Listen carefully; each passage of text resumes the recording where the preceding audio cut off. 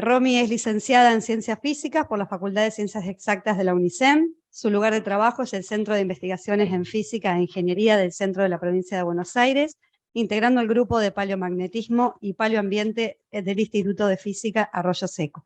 Su línea de investigación gira en torno al estudio de las variaciones paleoambientales y paleomagnéticas en la región pampeana argentina para comprender y revisar los modelos climáticos que se utilizan con el objetivo de crear proyecciones y definir estrategias de adaptación y mitigación al cambio climático. Bienvenida, Romy. Bueno, muchas gracias. Estoy teniendo problemas con el micrófono. ¿Así está bien? Sí. Con razón. Atrás y las orejitas de... Ahí va. Perfecto. ¿Y se me escucha? Muy bien. Ay, me siento en la televisión. Bueno, entonces les voy a presentar parte de mi trabajo doctoral. Gracias por la presentación. Y aprovecho para decir que mis directores son la doctora Claudia Gogorza y el doctor Apto Boyichaisvili. Bueno, el estado de avance de mi carrera es, aunque ingreso como Ramiro en el 2018 a CONICET, hicimos un switch de doctorado porque era más apropiado para el estudio que estoy realizando, y al momento tengo completado los cursos, la presentación de la publicación, el requisito de idioma también, y falta defender la tesis, presentarla y defenderla. Bueno, para enmarcar el problema que aborda la disciplina en general, el paleomagnetismo, estudia, no sé si se va a ver, no se ve el videíto, quería mostrarles el campo magnético terrestre, que es lo que estudia la disciplina del paleomagnetismo. Ay, a ver si se puede. No. Bueno, el campo magnético terrestre es un escudo protector que tiene el planeta ante la radiación cósmica y que permite la vida y protege a la atmósfera. El estudio del campo magnético terrestre, desde que se descubrió, ¿sí?, y se midió por primera vez, se han realizado observaciones directas que han permitido identificar ciertas características de este campo magnético terrestre. Como por ejemplo que tiene variaciones a lo largo del tiempo, que en un 90% se puede explicar por un campo dipolar, como si tuviéramos un imán en el centro del planeta, y luego que el otro 10% se explica por otro tipo de variaciones que denominamos no dipolares, y que no sabemos bien cómo fluctúa este campo. Entonces queremos entender bien qué es lo que sucedió, y las observaciones directas solo nos permiten estudiar los últimos años. ¿Bien? De la misma forma, las estaciones meteorológicas y el descubrimiento de los instrumentales necesarios para medir temperatura, presión y demás, nos han permitido estudiar las variaciones climáticas en el último tiempo, y la pregunta que nos surge es, bueno, ¿siempre se modificó el clima de la forma que se está modificando ahora? Entonces, nos tenemos que ir a registros indirectos. Las observaciones directas no alcanzan para explicar cómo varía el clima y cómo varió en el pasado y ahora está cambiando de la misma forma. Nos vamos a los registros indirectos, que son varios. Por ejemplo, para estudiar el paleoambiente o el paleoclima tenemos los anillos de los árboles, los testigos de hielo, y en particular los sedimentos lacustres. Cada uno de los registros nos permiten estudiar diferentes marcos temporales, ¿no? Se pueden estudiar, qué sé yo, miles de años, cientos de miles de años, y en particular los registros de sedimentos lacustres nos permiten estudiar el último periodo, que es el Holoceno, ¿bien?, con la característica particular de que podemos estudiar hacia el presente lo que sucedió. Bien, pensemos en que un lago es como un receptáculo de todo lo que se erosiona alrededor, y la forma en la que se erosiona lo que está alrededor depende del ambiente, ¿verdad? De la misma forma, lo que ingresa a ese lago se va a transformar y se va a depositar dependiendo de las características que tenga ese lago, por ejemplo, más disposición de nutrientes, menos disposición de nutrientes, relacionado con el ambiente. Entonces, a lo largo del tiempo se van depositando estos sedimentos y van formando columnas de sedimento que guardan la historia climática de lo que sucedió en ese lugar. ¿Bien? Entonces acá les muestro que nosotros podemos ir a buscar esa información con diferentes tipos de muestreadores. Este es muy lindo. y se pueden extraer esas columnas de sedimento que están chiquititas, pero verán los cambios de coloración que tienen los sedimentos, ¿no? Se sacan esas columnas. Bueno, cada una de esas líneas que se pueden ver en los sedimentos responden, su color, que es lo que podemos ver más a simple vista, responden a diferentes tipos de ambientes. Y eso es lo que se intenta estudiar cuando se hace paleoambiente o paleoclima. Por otro lado, estos registros también permiten estudiar la historia del campo magnético. ¿Por qué? Bueno, en los suelos tenemos una disposición de hierro, que si los pensamos como pequeñas brújulas, cuando ingresan al ambiente acuático, cuando ingresan al agua y se van depositando, esas pequeñas brújulas se van como orientando con el campo magnético terrestre, que como les decía, sufre variaciones seculares, variaciones de largo tiempo, y entonces nos permite estudiar cómo fue variando si recuperamos ese registro. Muy bien. Bueno, ¿cómo termino de enmarcar el problema? Definiendo el lugar donde lo voy a hacer para marcar la relevancia y temporalmente también, ¿no? Vamos a estudiar en esta tesis la pampa húmeda, y por eso definimos 4 sitios a lo largo de la pampa, porque nos parece muy relevante entender qué sucedió climáticamente en el pasado en esta región, que es la región productiva de la Argentina y la que sufre modificaciones por el uso del suelo, por ejemplo. Entonces, entender cómo fue el clima en el pasado, la variabilidad que tuvo antes y cómo se modifica a partir del cambio del uso del suelo, por ejemplo, es de gran interés. Existen estudios previos que se abordan tal vez no desde el magnetismo de rocas, desde la parte magnética, pero sí desde otras disciplinas en la región. Estudios magnéticos hay, pero en menor cantidad, y es interesante para definir el paleoambiente tener la mirada de diferentes disciplinas, ¿verdad? No podemos construir con una sola visión el paleoambiente en el pasado. Por otra parte, en cuanto al paleomagnetismo, estamos en una región del mundo que está dentro de una anomalía. Las anomalías, en particular esta, la anomalía del Atlántico Sur, es una anomalía que muestra baja en intensidad del campo magnético. ¿Bien? Es muy interesante estudiarla porque es algo que no se explica o que no sabemos por qué está ahí todavía. Todo esto está dentro de un gran objetivo en el que trabajan muchísimas personas. No es que con esta tesis yo voy a poder responder esas preguntas, pero en esto se enmarca el problema que abarca la tesis. Entonces, la pregunta de investigación es ¿cómo fueron las variaciones paleomagnéticas y paleoambientales en la región pampeana durante el Holoceno? Es un tipo de investigación exploratoria y descriptiva, y las hipótesis que surgen están basadas en los estudios previos en la región. Entonces esos estudios previos nos marcan detalles sobre el pasado climático que dicen que podrían haber ocurrido en esta región algunos eventos mundiales, algunos eventos que se han identificado en otras partes del mundo y que queremos saber si fueron de la misma intensidad en todas partes del mundo, como son, por ejemplo, la pequeña edad de hielo y el óptimo climático medieval en el último milenio. Y por otro lado, creemos que los modelos mundiales de variaciones seculares de campo magnético terrestre, digamos, hay personas que se encargan de tomar todos los datos de investigaciones paleomagnéticas y crear modelos que dicen cómo varió el campo magnético en el pasado en un cierto lugar, en todo el mundo, ¿no? Yo lo puedo poner en mi lugar de trabajo y tomar las curvas de variación de campo magnético terrestre para ese lugar. Entonces digo, creemos que coinciden en sus características generales, pero que pueden mostrar diferencias porque aún no se han estudiado. En Argentina hay algunos estudios paleomagnéticos, pero no en la región pampeana particularmente. Podría haber algunas diferencias por características particulares de la región. Bueno, el objetivo general entonces es crear 4 modelos de evolución ambiental en los 4 sitios de estudio.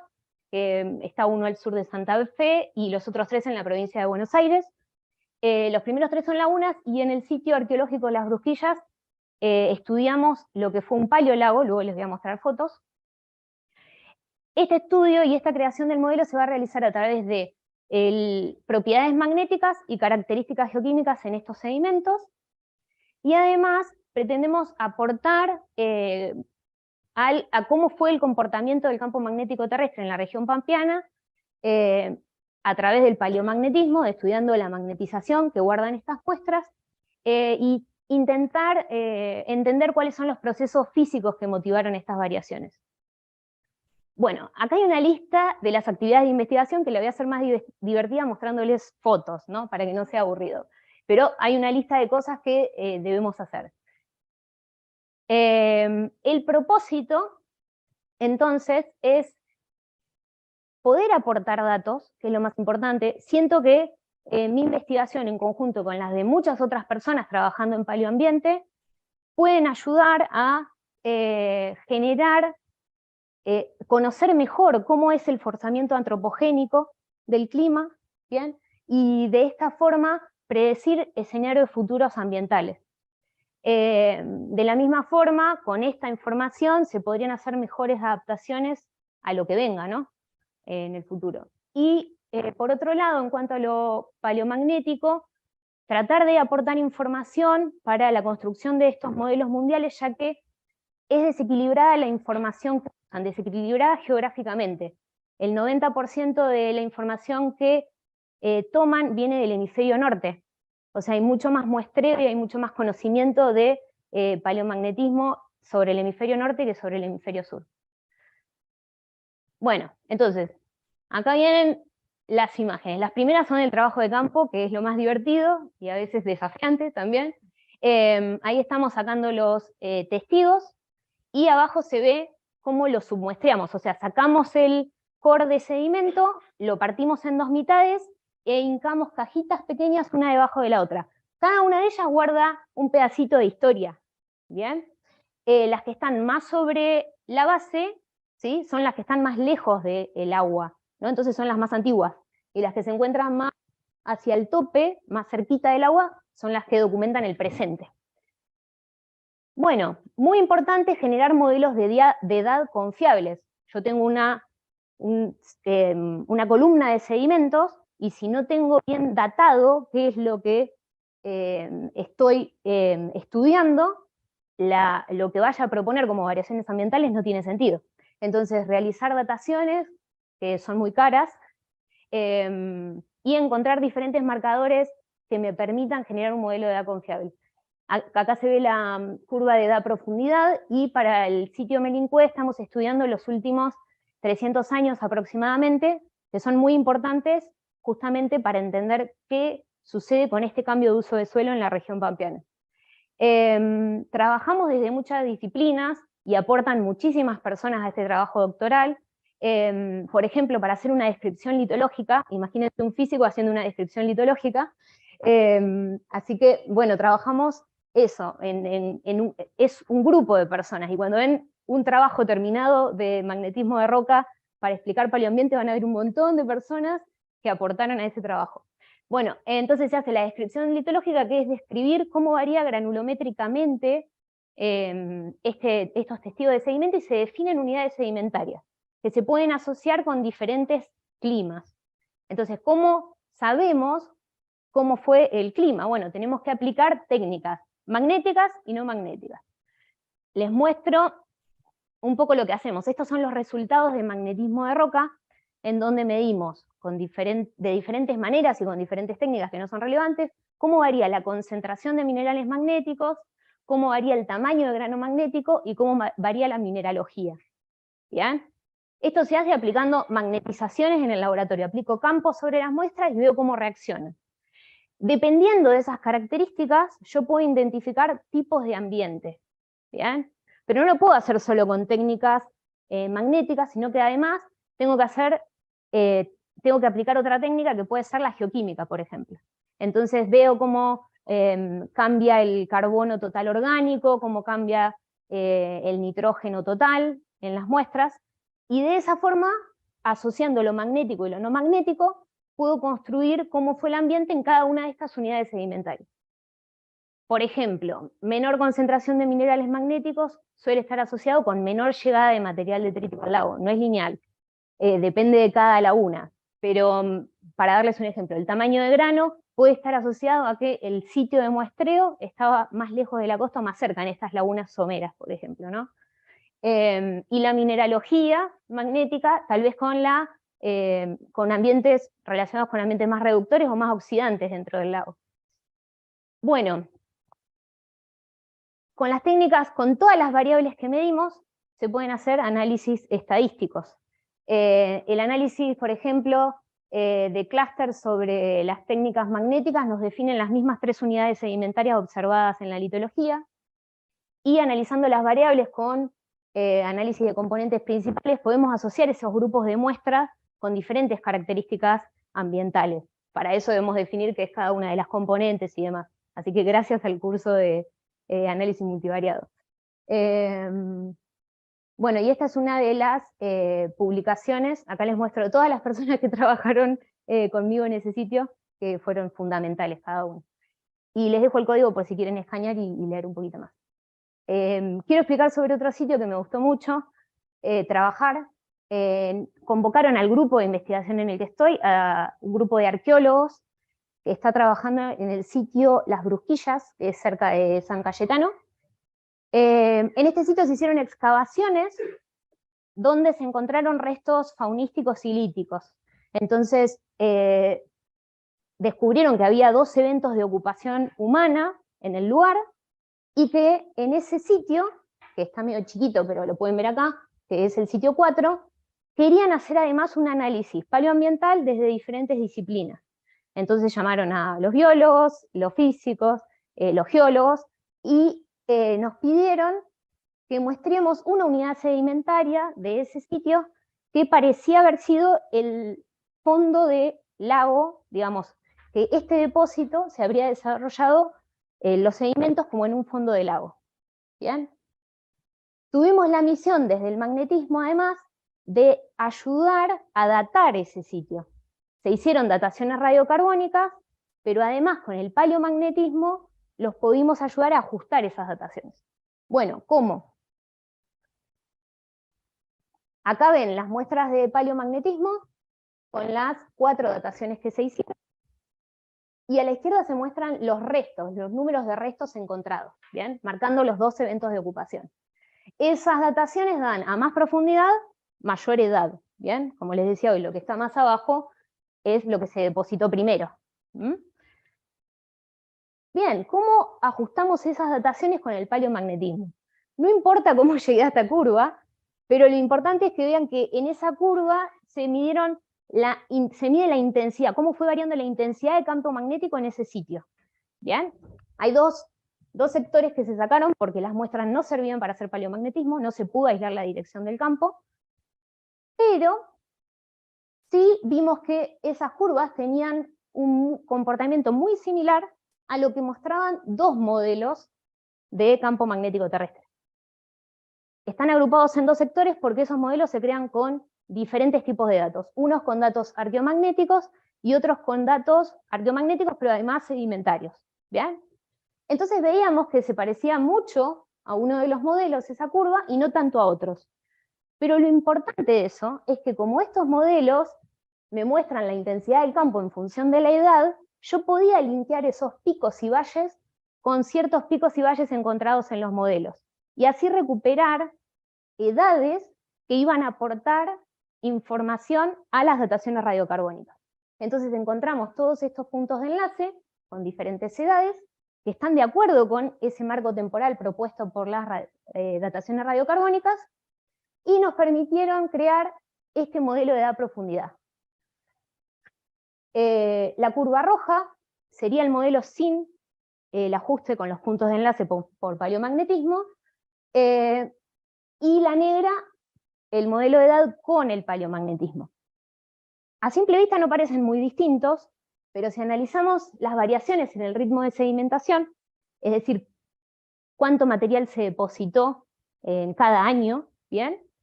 Podemos ver que las variaciones son muy distintas. Y eso ayudó, por ejemplo, o es información que brindamos a los arqueólogos para que puedan entender mejor por qué encontraron más restos en ese rango del perfil, por ejemplo. Entonces, ayudamos a definir el modelo de edad y también a brindar información para que ellos luego sigan trabajando. Y nosotros continuamos trabajando desde el paleoambiente, como les mostré en el sitio anterior. Ok. Bueno, les muestro rápido En los otros 2 sitios me parecía importante demostrar, propuse proyectos y me presenté a becas para hacer estadías afuera que fueron muy favorecedoras para mi investigación. Así que si alguien tiene una duda acerca de eso y tiene ganas y quiere motivarse, me contacta. Las principales dificultades y desafíos son que algunas de las muestras pueden no haber guardado bien las variaciones de campo magnético terrestre, no se pueden aislar por diferentes motivos. No todas las mediciones que yo hice pueden realizarse en un mismo testigo. Entonces, ¿qué pasa? Lo queremos estudiar desde la biología, física, química y todo, pero no lo puedo hacer todo en un mismo registro. Entonces hay que sacar varios testigos del mismo sitio, correlacionar, y eso suele traer complicaciones.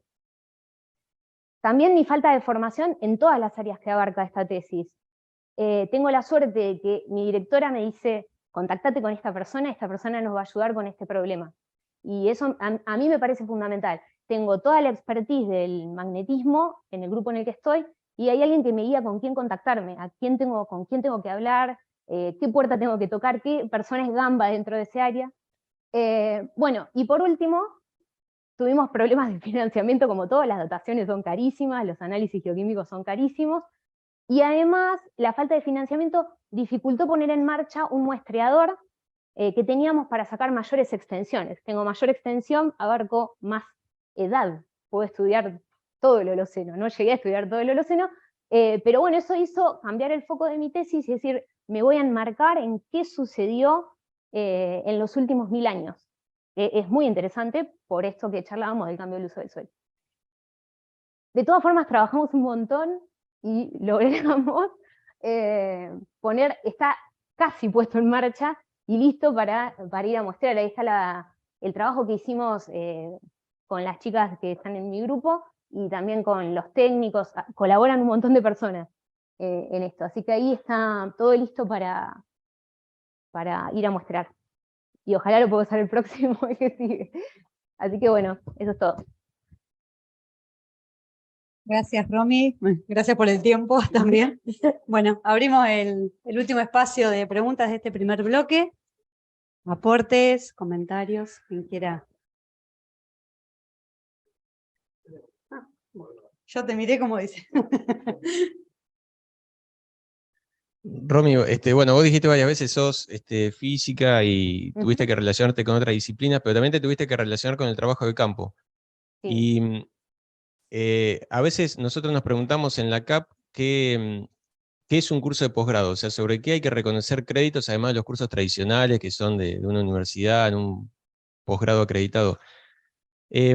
¿A vos te parece, por ejemplo, que es importante, o sea, que los aspectos logísticos de una campaña son algo importante?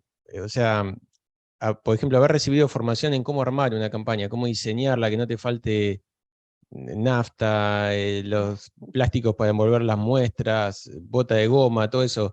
¿Eso, por ejemplo, podría ser una formación interesante que se implementara en el programa? Sí, a mí me parece fundamental, sobre todo, a ver, yo vengo del área de la física, imagínense que una salida de campo, el estilo de la que hace un geólogo, nunca la había tenido, bueno, sí como estudiante, porque yo trabajo en el grupo desde que estoy como estudiante, pero es algo que es necesario aprender.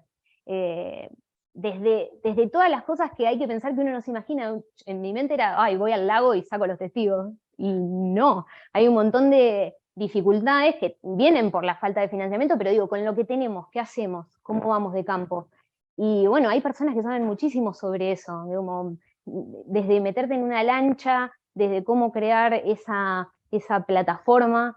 Tenemos la suerte de que, claro, el mismo grupo de técnicos que Ramiro decía que desarrollaba en la cámara, bueno, de la misma forma nos ayudan y nos acompañan, y después esto de entender, bueno, si vamos a una campaña, en una campaña participan muchísimas personas, los testigos son para mí, entre comillas, ¿no? Digo, pero los estudio yo para mi tesis, pero vienen personas que trabajaron antes en el sitio, a la campaña, vienen estudiantes, viene el señor de la lancha, que vos le tenés que explicar lo que estás haciendo, que a veces viene de gamba, y entonces tenés que charlar con él para explicarle lo que estás haciendo.